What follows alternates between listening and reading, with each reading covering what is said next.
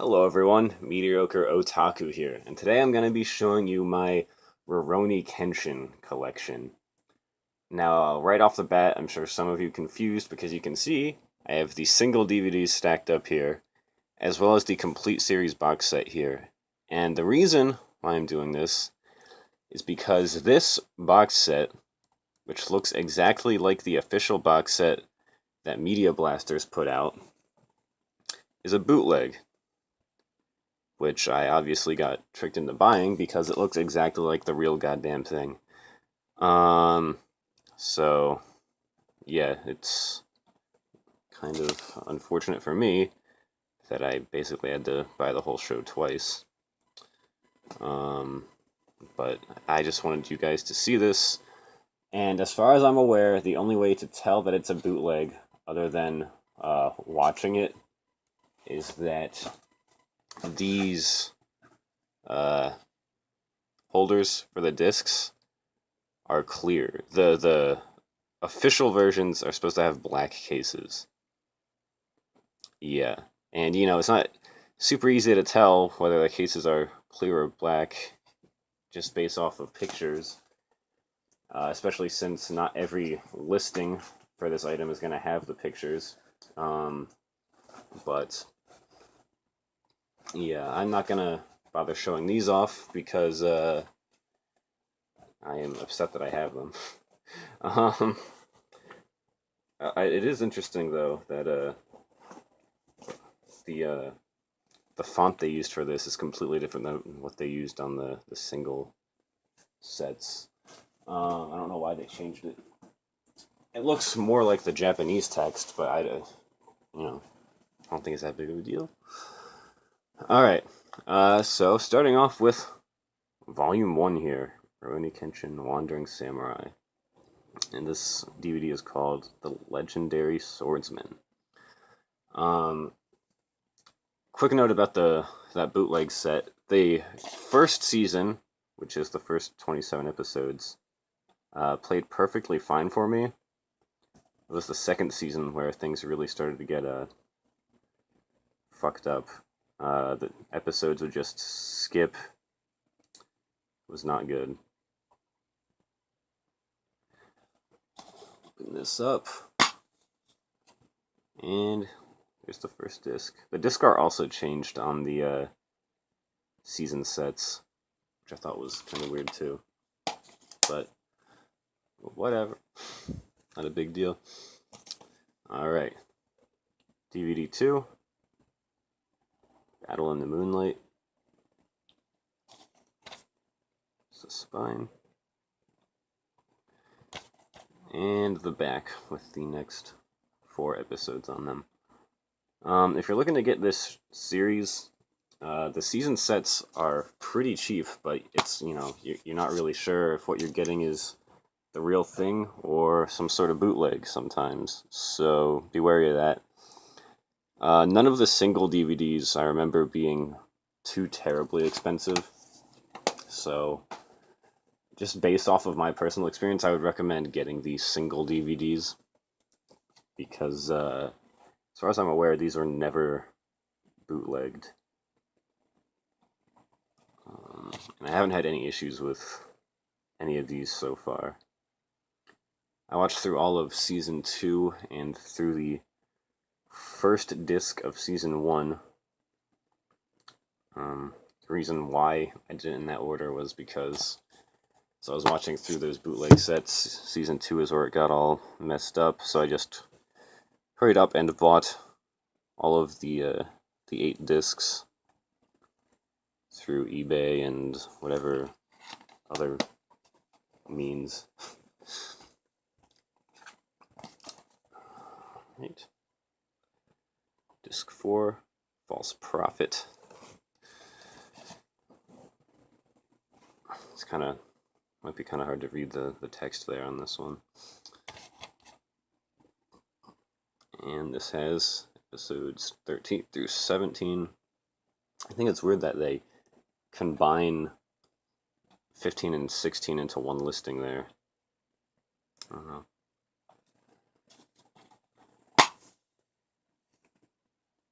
We got an ad for some old school Media Blaster stuff, as well as the that mail-in thing. Oh, it was the back of this. I was wondering what the hell was going on with that. In a moment, I gotta put everything back in. Alright. And there's the disc.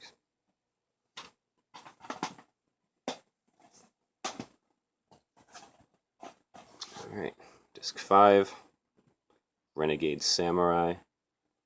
I like this guy's character design back here. I think he looks cool.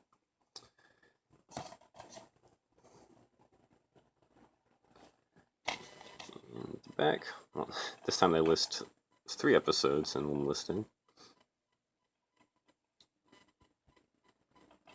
Might have also been noticing, oh wait, is the Aniplex logo not on these? It's interesting. So Aniplex is the one that distributed this in Japan, I guess. And I know some of the releases have the Aniplex logo on them. But not these, at least not yet. That's interesting. I'm finding out more about these as I go. And this is the last disc for Season 1, The Flames of Revolution.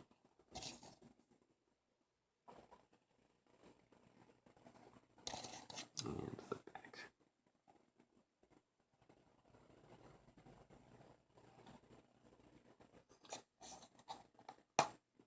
One of the cool things about old Media Blasters releases was that they would include outtakes for the English dub, which are on this set. They also did it for the Berserk set, or DVDs, which I always think is pretty funny. Alright, now we're getting into Season 2, which is, I think where everyone agrees, this is where it starts getting really good. Subtitle here is no longer The Wandering Samurai, it's Legend of Kyoto. Shadow of the Wolf.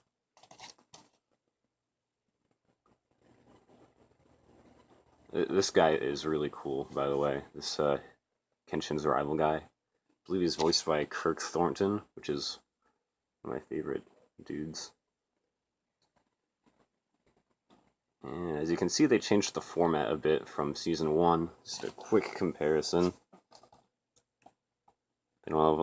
They have like all the episodes listed down there and a brief description of the DVD as a whole, as opposed to how they were doing it there.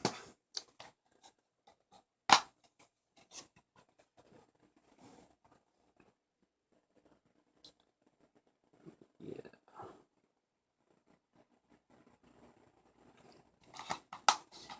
The show, if you haven't gotten into the show yet, it does start off a little bit slow, and it's sort of an episodic thing going on, which I personally don't mind. This I got used, so unfortunately it has the sticker on it. I'll probably get rid of that at some point. Just put some water on there, it should be good.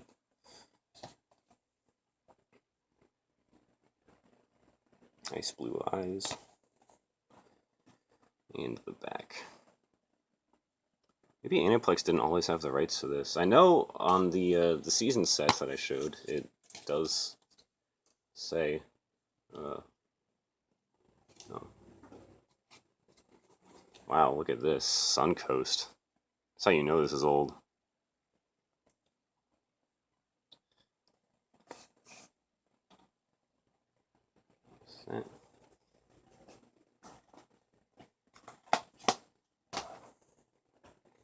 Now this one, this must have been a former library thing. As you can see, that does not look great. You can still make out everything. It's the 9th volume, Heart of the Sword. It says Go Hastings there. And the back is just the same thing. So I can't really show you I can't give you the full experience of this set. But I can guarantee you that it is the legitimate volume.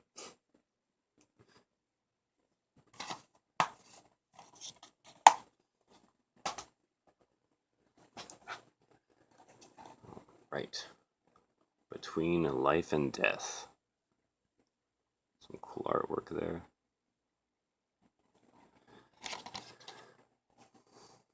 Spine. And then now we're back in the groove of things.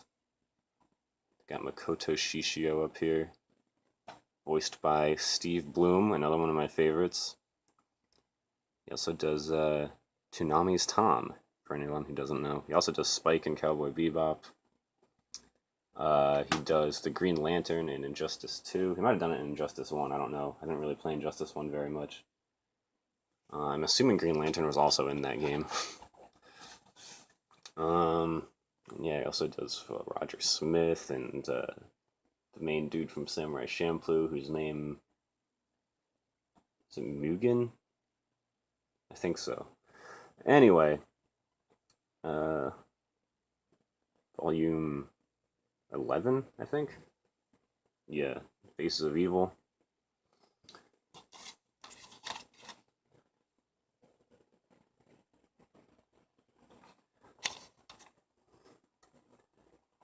This just reminds me of Link in the Faces of Evil. That shitty, when they released those couple of shitty Zelda games. Ah! My mail-in flyer thing popped out there. Trying to get this so that the light doesn't glare on it too much. Oh, there's that Aniplex logo. This also is that's interesting. It's the new logo for Rurouni Kenshin there. I guess this is when Aniplex started getting involved. I guess we'll find out with the next volume.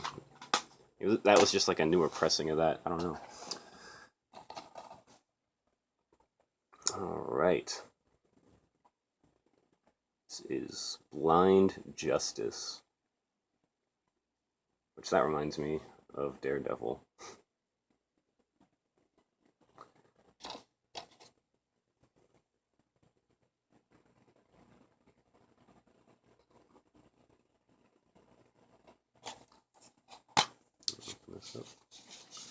No, it looks like from here on out, that's what's going on. The new Rurouni Kenshin logo and the Aniplex logo. And I don't have all of the inserts for these, unfortunately, because the vast majority of these I bought used. It's because they're hard to find new. At least at a decent price. Innocence and Experience.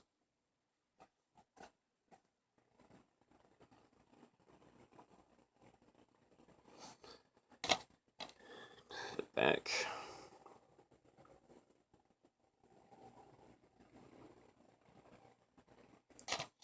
Open it up. Maybe they just stopped doing the inserts. Who knows?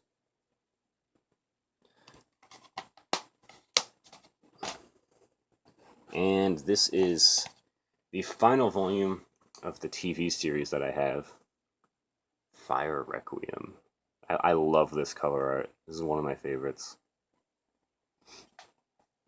The reason why I don't own anything from the third season is that it's all filler. I'm sure that it was on Toonami back in the day at some point, although I don't remember. And from what I hear about it, it's just not good.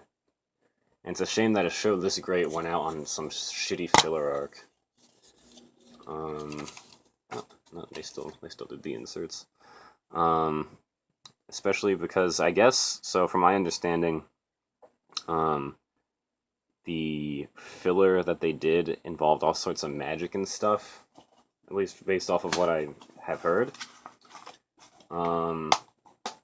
Which does not really fit into the Kenshin universe. Like, these people are powerful, like, way more powerful than human beings, but at least everything is given some sort of possibly rational explanation.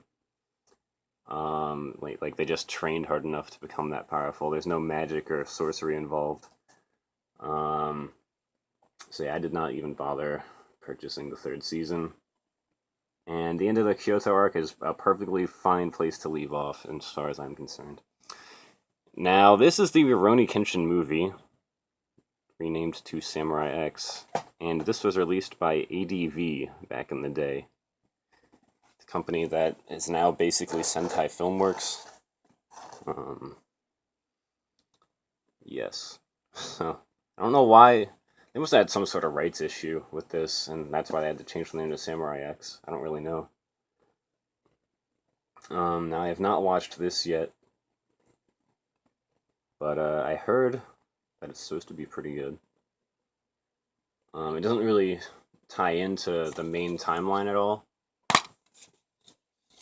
but it's still supposed to be pretty decent from what I have gathered. And the reflection on the middle of the disco looks fucking insane. It's my One Piece poster. Nothing too crazy here. And the final thing that I have is this. The Trust and Betrayal and Reflections Director's Cut OVAs. Also released by ADV. There's the spine. Got Kaoru and Kenshin there. I am assuming that's Kaoru. I haven't watched these yet either. I'm waiting to watch them with a friend because he's also into this show. And there's the original Rurouni Kenshin logo, which is pretty cool that they had that there. Alright. Now, alright, we're gonna do this in order. Trust and Betrayal. Originally 2 OVAs in Japan, they combined them into one over here for some reason. And I know you can get this on Blu-ray, but it's gonna cost you a goddamn arm and a leg if you want to get it. And there's also, you can also get the non-director's cut versions, which I don't really know why, if there is a director's cut, why you'd watch the ones that are not the director's cut. But, you know, the option's there. There's a box set that combines the original versions and the director's cut and the movie all into one set.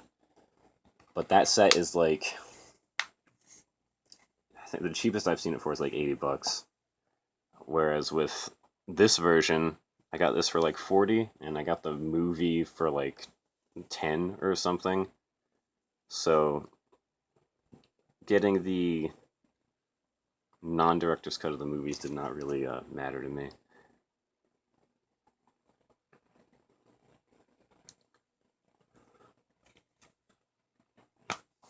Alright, and I believe this is supposed to be more of a proper ending to the series than the 3rd season, but again, having not watched this, I can't really say for sure. But that is going to do it. I do not have the new Kyoto arc thing that Sentai released however long ago that was. I heard it wasn't very good, so I haven't picked it up. Look at this stack. It's a lot of DVDs. Though who knows, maybe I will at one point. But yeah, I've wasted a ton of time for you guys. Thank you for watching, and I'll see you all next time.